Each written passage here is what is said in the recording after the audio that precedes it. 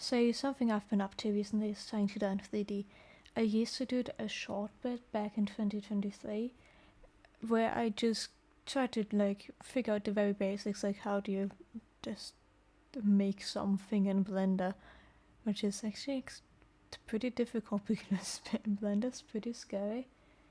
And then when I got to the point where it was like, oh, I need to build up my knowledge and figure out how to actually do specific stuff and not just be kind of ass at it, that's when Blender scared me so bad that I just put it off for a year. So something I've been wanting to do this year and started, this one's actually from July. So in July, since then I started to do 2 more models, one finished, one in progress, is how to actually get better at Blender and how to actually do the more specific 3D modeling stuff, like, hey, how do you rig it, how do you not be bad at textures and have it warp weirdly, and that's actually an issue that a lot of models had. And also something I've been wanting to learn is how do you do a switching out image texture for the face, so you actually can have expressions or blinking. And yeah, that's something I've been up to recently. Once in a while, it's going slow. It's going.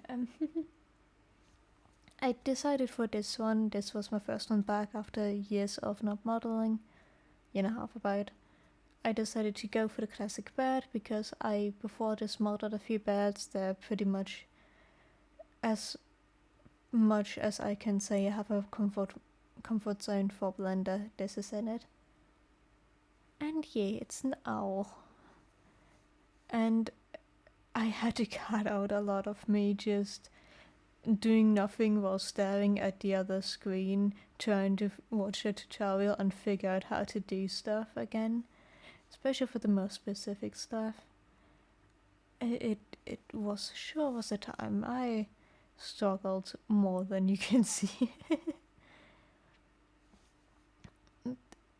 I underestimated how quickly this would take. Even with the whole getting distracted, if I remember correctly, this is 3 hours or less of just Blender time. I don't know why. I remember taking it a lot longer. But that also just might be because it's so simple. I don't know. I'm happy that it doesn't take too long, because that means that I can fail faster.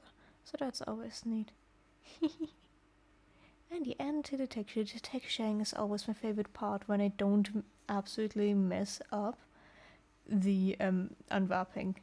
I have one old model where it just kind of the texture overlaid so badly, and I didn't know how to detangle it or how to actually fix it, that the face kind of melted. The face colors were also melted over the body. It's weird. I have to put in a picture here. And so yeah, checking if all of it unwraps well, if there's some weird smearing. There was some weird smearing, so on to fixing that. I'm still unsure what causes the smearing, so it's usually always just guesswork of, does this what I'm doing when I actually fix it? Hopefully it does. Yeah. Okay, I ran out of stuff to say. I should have had more for this off the dome time. And then I just did it quietly. Great. I'm so sorry. I'm not very good at talking, especially not on the spot. Something I do actually wonder, I do really hope that I figure out how to do the texture unwrapping more, better and more properly. Because there's always a few odd issues, or just a lot of stuff where I don't know how to do it properly. But just yeah, this kind of works, but also this definitely isn't the best way to do it.